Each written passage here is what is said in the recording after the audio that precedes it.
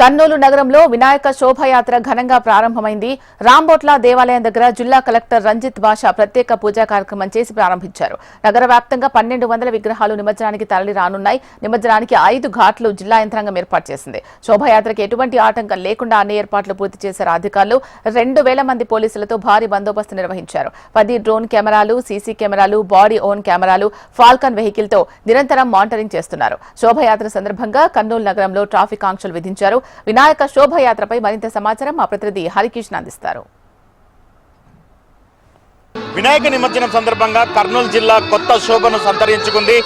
హైదరాబాద్ తర్వాత అంతటి ఘనంగా నిమజ్జనాన్ని చేసుకునేటటువంటి నగరంగా ప్రత్యేక గుర్తింపు పొందింది కర్నూలు నగరం. గత కొన్ని సంవత్సరాల నుంచి కూడా వినాయక నిమజ్జనం ఘాట్ నుంచి కూడా పెద్ద సంఖ్యలో గణనాథులు గంగమ్మ ఒడికి ఒడివడిగా తరలి వస్తూ ఇక్కడ నిమజ్జనం జరుపుకున్నటువంటి తీరును కూడా ఒకసారి మనం గమనించవచ్చు. ఎందుకంటే ప్రత్యేకంగా గణేష్ ఉత్సవ సమితి కర్నూలు నగరంగా కూడా ఏర్పాటైపోయింది.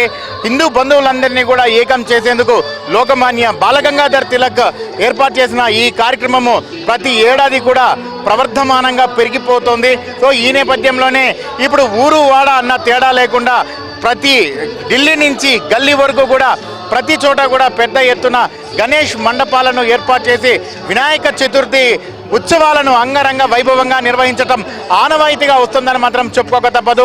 ప్రస్తుతం మనం కర్నూలు నగరంలో ఉన్నటువంటి కేసీ కెనాల్ వద్ద ఉన్నాం. దీని వినాయక ఘాట్గా కూడా పిలుస్తారు. కంప్లీట్గా కూడా ఈరోజు కర్నూలు నగరంలో దగ్గర 1200 భారీ విగ్రహాలు నిమజ్జనానికి తరలి వస్తున్నటువంటి నేపథ్యంలో 4 ఘాట్లను అయితే కూడా ఏర్పాటు చేయడం జరిగింది. దగ్గర 10 క్రేన్లను కూడా ఉపయోగిస్తున్నటువంటి పరిస్థితి ఉంది.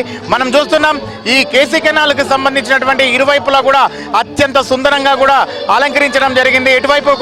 ఎటువైపు చూసినా కూడా కాషాయ జెండాలు కూడా దర్శనమిస్తున్నటువంటి పరిస్థితి తాజాగా ఉందని మాత్రం చెప్పుకోక తప్పదు. ఈరోజు సాయంత్రానికి ఈ ప్రాంతం అంతా కూడా జన సందోహంతో కూడా పూర్తిగా నిండిపోతుంది. ఇసుక వేస్తే రాలనంత జనం కూడా తరలి వచ్చేటటువంటి అవకాశం కూడా లేకపోలేదు.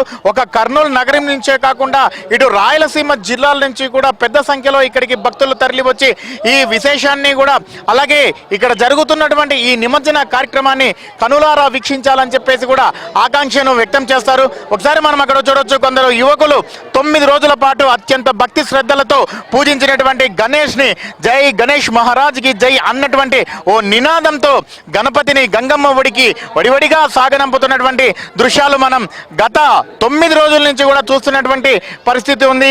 కొందరు మొదటి రోజే గణపయ్య పూజ నిర్వహించుకొని సాయంత్రం నిమజ్జన కార్యక్రమాన్ని నిర్వహిస్తే కొందరు 3 రోజులకు, మరికొందరు 5 రోజులకు, ఇంకొందరు 7 రోజులకు, అలాగే హైదరాబాద్ లాంటి నగరం 11 రోజులకు కూడా నిమజ్జనం చేసుకుంటున్నటువంటి పరిస్థితి అయితే తాజాగా ఉందని మాత్రము చెప్పుకోక తప్పదు.